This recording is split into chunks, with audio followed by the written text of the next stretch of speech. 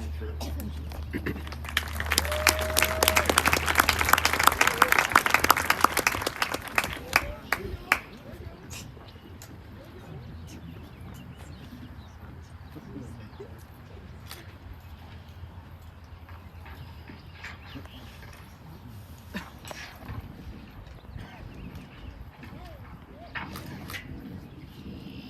Good evening and thank you. It is an incredible honor to be standing before you as your class of 2023 co-salutatorian. From the bottom of my heart, I would like to congratulate you all on the hard work, dedication, and commitment that has led you here today. This is the tangible evidence that you made it. This is a night that you and your loved ones will likely never forget. This is your moment, and you deserve it. In these last few weeks of senior year, big moments like this have been happening left and right. Finalizing plans for the future, going to senior prom, a class trip to Cedar Point, saying goodbyes, and now this. It's a beautiful and overwhelming ending to the journey we shared. But something else has been happening too. Something smaller and perhaps less grand, but no less beautiful. Behind the highly anticipated events, the music, the pink high-heeled shoes, the programs, and the pressures, I have noticed something very special in our class these past few weeks. It seems that our impending goodbyes and final words, as daunting as they may be, have brought one simple thing to the front of our minds and to the tips of our tongues: love. I think it is easy to forget about love, especially in high school. Of course, I am not referring only to the love that comes in the form of hand-holding, prom dates, and the sharing of sweatshirts and scrunchies. That kind of love is not so easy to forget about at this age. I'm instead referring to the love that comes in the form of kindness, acceptance, and forgiveness. In the rush of the average high school student's life, pressures to perform and fit in can make it easy to forget the value of these simple things. But here we are, at the end, and we seem to have remembered. Here we are, at the end, and silly arguments from months or years ago have finally turned into hugs between old friends. Here we are, at the end, and the teachers with the toughest grading scales and the most impossible classes are now on the receiving end of thank you notes full of the most honest appreciation. Here we are, at the end, and the coaches with the strictest rules, the hardest workouts, have actually turned out to be a pretty big, pretty amazing part of who we are today. Why is it that it's not until the end that we appreciate the things we may have once dreaded? And why is it that these epiphanies come to us at the most unexpected times? Call it a beautiful, tragic irony, call it growing pains, call it a poignant cure for senioritis.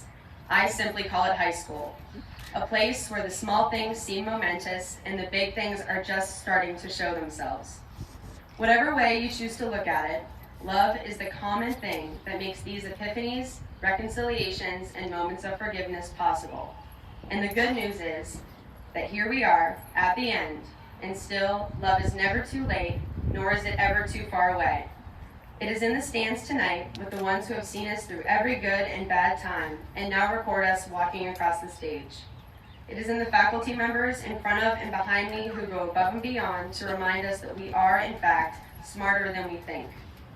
It is in the cafeteria workers who are always willing to offer a smile on the side of a slice of pizza or a chicken patty.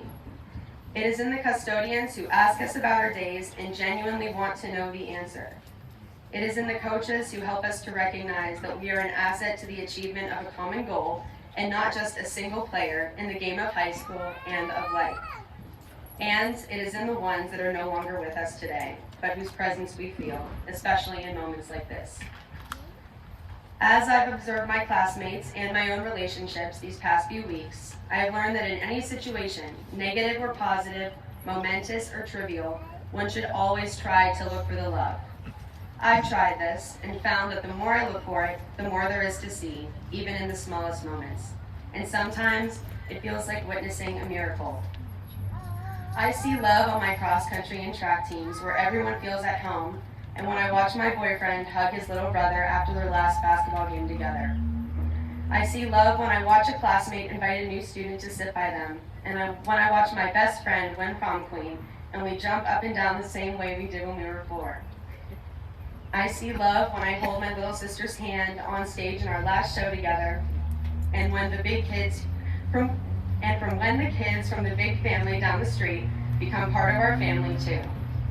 I see love when I watch my friends sing like no one else can, and when I hear my mom, dad, and grandpa cheering my name during a race, as if the world depends on if I cross that finish line. Finally, I see love when I look at my Nana, who against all odds beat cancer and made it all the way from Australia to see me graduate.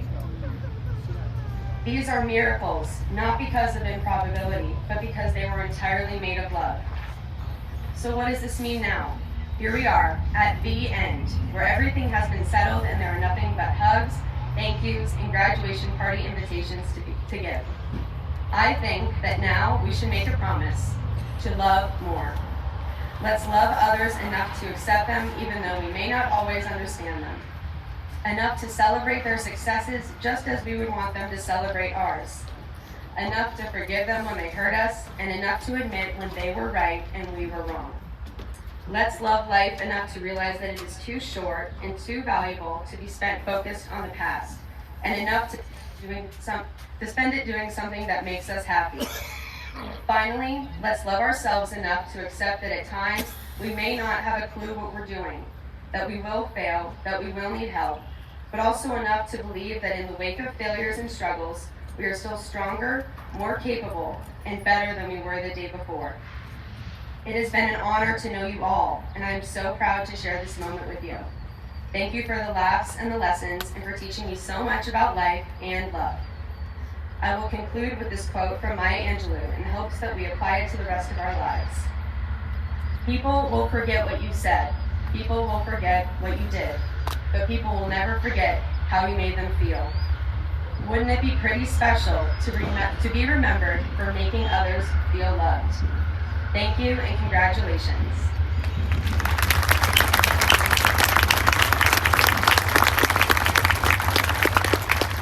It is now my pleasure to introduce my co-salutatorian, Ethan Sonny.